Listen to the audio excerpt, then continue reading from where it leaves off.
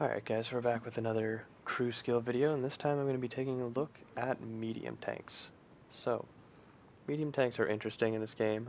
Very high skill cap tanks for the most part. They're a lot of fun, they have a lot of flexibility, and they're probably one of the most popular classes in the game once you start really getting into it. So, without further ado, let's get into some crew skills. So the first thing I'm going to highlight is there's kind of two different kinds of mediums in this game. You've got your softer mediums that need to play a support role, or a niche role like a Bat Chat, a TVP, a Progetto, an Action 10. You know, things that don't really have a lot of effective armor. And then you've got a couple other tanks like the 907, like the 430U, even the Patton, that have a little bit more armor on them. Now, for the most part, you're going to want the same crew skills on all of them, so let's go with the iconic Bat Chat, and we'll take a look at that. Now, the Bat Chat is only a 3-person tank, so we're only going to have 3 different skills to look at, but we'll still get to look at all of them. So, as per usual, I start with Sixth Sense on my commander. Super important, especially in a medium tank, because if you get shot, you're going to probably get shot more than one time, and you will probably lose modules in your tank because there is no armor, and everything's going to pen you. So Sixth Sense is super important. Then Brothers in Arms, as usual, just increasing your crew skills is basically like running a second set of vents on your tank. Super important. Third skill, I strongly suggest Recon. You could be doing this with Concealment, but I would suggest Recon. Vision is super important, and you can put you can put Camouflage on the other 2 crew members. That way you max out your view range, and eventually you will get Concealment as well. There are a couple other options because it's a 3-man crew. You can put loader skills on your commander. You can even put radio operator skills on your commander. But all of these skills are not as important in my opinion than these ones here. Even the safe stowage, like in heavy tanks, safe stowage may be a lot more important, but I would put it off for a little bit later in a Bat Chat or a very soft medium, because if you're going to get shot, there's a high chance that it's going to be knocking things out either way in your tank. So you don't want to get shot as much as possible. Second, we're going to look at the gunner. Now the gunner, once again, double duty. We've got the gunner and the loader. He's doing both things again. But as per before, we're going to look at the gunner skills because those are the most impactful. So Snapshot, this one is huge for medium tanks. Snapshot is a must-have in medium tanks. You're constantly going to be re-engaging new targets with your high rate of fire, and because you're moving around the map, there's a good chance that your turret's going to be rotating. This will help your bloom stay as small as possible on your gun. And of course, bloom I'm talking about is that little circle in your screen that zeroes down and relates to your aiming time. So, as you can see, because of some of these skills, it drops down the aiming time when moving. So this is the first one, and it is a skill rather than a perk, so you can start training this one right away. Brothers in Arms, again, refer back to the dropping skills training method, but I would train this, and you can use Camouflage on a medium tank like this. That's softer because if you're getting shot, repairs probably aren't going to help you, so Concealment will help you not get shot as much. So Brothers in Arms, and then Concealment, because you want to take advantage of that nice camo value, the nice high concealment values. Designated Target isn't bad in a tank with a lot of vision.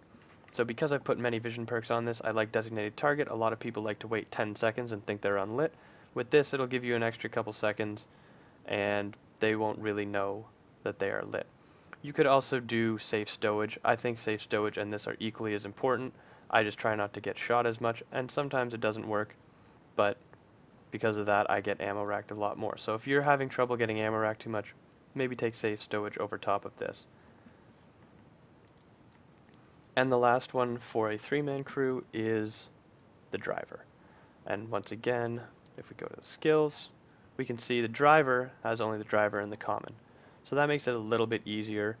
And as per usual, Smooth Ride must have, again, especially in medium tanks that are going to be moving a lot, especially in a tank that is a clip tank. If you're going to be running in and out and trying to pick tanks that are solo, or assassinate them, or whatever you want to call it, if something's isolated and you want to drive in there and kill it on the move and drive out really quick before you get jumped on by the enemy, you're going to want Smooth Ride. You're going to hit a lot more of those shots on the move. This is a super important one. Again, it's a skill, so you can start training it right away. Brothers in Arms as the second one.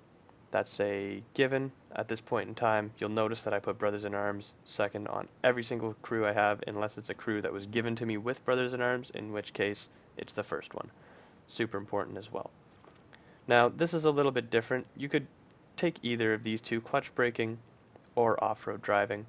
Off-road driving will allow you to get through swampier terrain and move a little bit quicker, where clutch braking will help you retain your speed while turning on the move. You're not looking to turn your armor in tanks like this, but it will help you retain speed turning on the move. And then as per usual, for a soft medium User tank, joined your channel. the camo is important. Sound muted. Sorry about that. So, that's a 3-man crew. Now we can take a look at some 4-man crews as well, like the 907. And you'll see, if we look in the personal file, oops, misclicks. It's very similar. So again, this crew was given me with Brothers in Arms, so that was the first, Sixth Sense, Recon, Vision, Camo. Even in a harder nosed medium tank. Look at this one, again, Snapshot. Now in a high rate of fire tank, you could take Deadeye. Because this tank is firing at such a high rate, I chose to take Deadeye here to try and knock out extra modules in the enemy tank to make their combat capacity against me lower. But, I mean, you could do other things. You could go straight to camo. You could go straight to repairs. Those are also good options. With this tank, as you can see, I have clutch braking and off-road driving. And of course, my smooth ride is the first one. I want to be able to get around the battlefield as quick as possible, hit as many shots as possible. So you'll notice that this one will be reoccurring. Again, my Brothers in Arms, and then the camo. And for the loader, it's a Russian tank, and if you guys have played Russian tanks, you know they like to get ammo racks, so I put safe stowage on this one. More important on this tank, I think, than others. Repairs and camo, as per usual. Adrenaline rush on medium tanks, not really as useful, but I'm running out of skills, as you can see, so I just threw it on there. I would actually suggest running firefighting before this. This tank does get caught on fire a decent amount, and firefighting will help you burn for less. So that's the basic idea behind the medium tank skill set. As you can see, they're a lot less focused on brawling and being able to get yourself untracked in the middle of a brawl. They're more focused on keeping you unlit and maneuverable around the battlefield, because that is how you're going to want to play your medium tank for the most part, is moving around and being able to readjust quickly and safely to where you're needed. So that's the medium tank guide.